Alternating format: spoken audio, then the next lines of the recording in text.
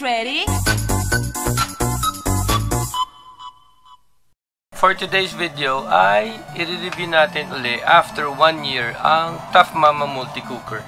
In my previous video ay nireview ko ang Tough Mama Multi-Cooker.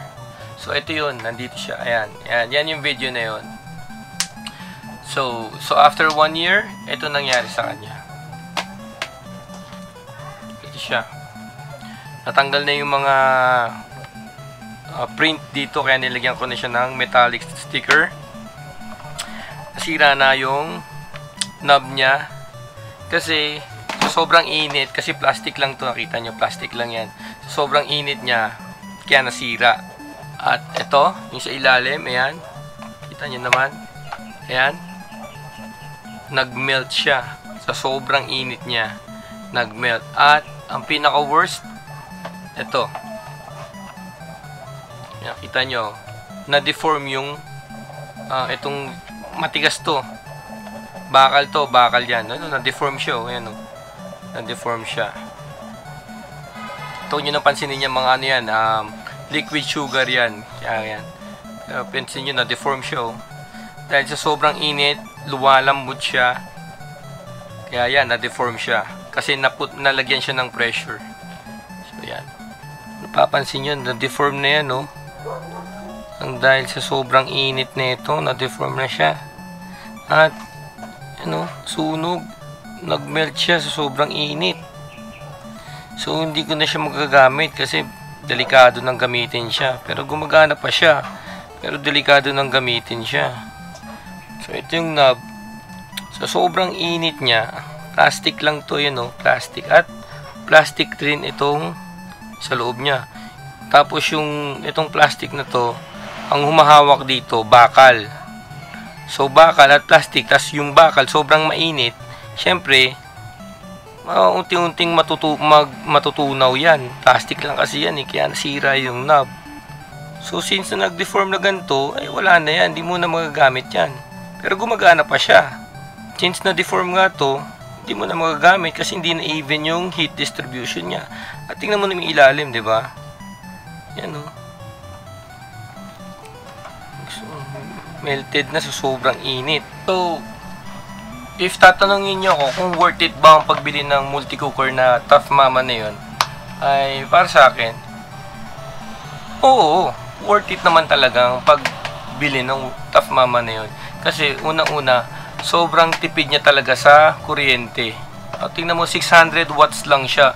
Yung ibang multi-cooker nasa 1,500 watts. Medyo mabigat na yun. So, kada 1 hour nun, sa isang araw, nasa 30 pesos yata yun kada 1 hour mong ginagamit. Tapos, sa isang month, yung 300, kulang-kulang 400 sa 1,400 o 1,500 watts. Ito, 600 watts lang. Kalahati ng mababayaran mo. O lagpas pa sa kalahati. Kaya sobrang tipid talaga nito sa kuryente. So, kahit ganun na nangyari sa Tough Mama Multi-Cooker ko, ay recommended ko pa rin to. Sa katunayan niya, bumili ako ng bago. Ayan, bago. Brand new to. From Shopee. Brand new kong binili to na Tough Mama Multi-Cooker. So, ang normal price nito, brand new to ang normal price niya ay nasa 1,900.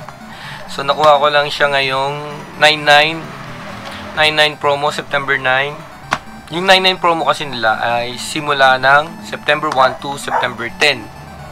So, yun. So, nakuha ko lang siya ng, tingin ko 1,300 lang. So, ito ang patunay na nire-recommend ko talaga ang Tough Mama Multi-Cooker. Kasi bumili pa ako ng isa. Kahit na, ganito yung nangyari. Yan, kahit ganyan nangyari, nire-recommend ko pa rin siya. Pero, may mga tips ako para mas lalong tumagal yung Tough Mama Multi-Cooker nyo. So, unang-una, para tumagal yung Tough Mama Multi-Cooker nyo, itong gagawin nyo. So, makikita nyo, may 4 knobs yan. Hindi mo dapat gawin palaging number 4. Dapat mag-i-stay ka lang sa number 2 na heating niya. Ang advantage niyan, hindi siya sobrang init na kayang tunawin yung ilalim niyan. At ito. Yan. So, pag sinet nyo lang palagi sa number 2, hindi siya ganun kainit. Pero makakaluto pa rin siya. At, mas matipid siya sa kuryente. At, syempre, mas safe pa yung, ito nyo, hindi ko alam kung ang tawag dito eh. At, mas safe yung dito nyo. Hindi siya magme-melt. Tulad nito. Huwag kayong mag-alala kung kahit number 2 lang yan, makakaluto at makakaluto yan. Kahit i-number 4 mo pa yan, tried ko na yun, kahit i-number 4 mo pa yan, mga 5 minutes lang ang nilamang nito sa pagluluto. Kaya masuggest ko sa inyo, i-number 2 nyo lang siya. O nga pala, pag sa katagalan din, nawawala yan, nabubura yan, kahit hindi nyo hawakan, nabubura yan dahil sa sobrang init. Pag nagluto kayo, huwag kayong maglalagay ng pressure dito pag nagluluto, di ba? Luluto na kayo. Yan. Tapos lalagyan mo niyo ng pressure. Huwag niyo gagawin yun kasi pag mainit to, lumalambot to.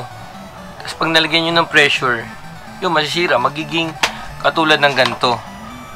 Kasi yung girlfriend ko kasi pinagsangag ko dito. Ayun, nilagyan niya ng pressure. Eh sobrang init nito. Ayun, yan ang nangyari. So, yun lang naman talaga yung basic tips na mabibigay ko para tumagal tong Tough Mama. So, bumili kayo nito. Napakatipid talaga nito sa kuryente. Kaya napabili uli ako nito. Itong multi-cooker nito para lang sa isang tao at 2 tao. Hindi siya pwede pang family.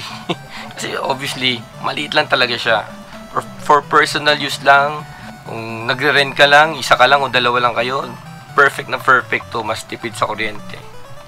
Tip number 2 ko, kasi di ba multi-cooker Tough Mama, limited lang yung pan na pwedeng gamitin dito, di ba? Mga 3 pans lang kasama nito. Pwede kayong gumamit ng ibang pans dito. Tulad nito, yan o. Stainless yan, pero pwede yan. Make sure lang na medyo palubog yung dito niya. Yan, medyo palubog. Yan. Yan siya.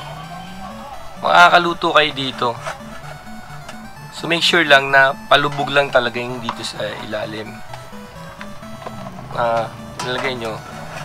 Pag ginanyan nyo, hindi na siya masyadong gumagalaw. Yan, okay yan. Yan. Pwede rin kayong gumamit ng ganito, no?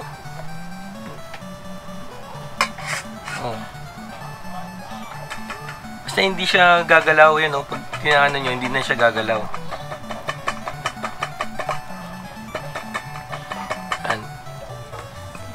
Medyo palubog dapat siya. Papakita ko sa inyo kung paano ako nagluto ng kanin dito gamit ito. Yan. Gamit ito. So mapapansin nyo dito, ayan, sa niluluto ko, papakita ko sa inyo. Yan, mapapansin nyo sa niluluto ko, naluto naman siya. Although since na malaki lang talaga siya, need nyo, pag nagsaing kayo ng kanin dito, need nyo lang haluin para maging evenly cook yung kanin nyo. Kasi ako hindi ko hinalo medyo may mga hilaw-hilaw pa. Pero pag hinalo nyo yan, katulad ng ginagawa nyo sa normal na sinaing nyo, maluluto at maluluto siya.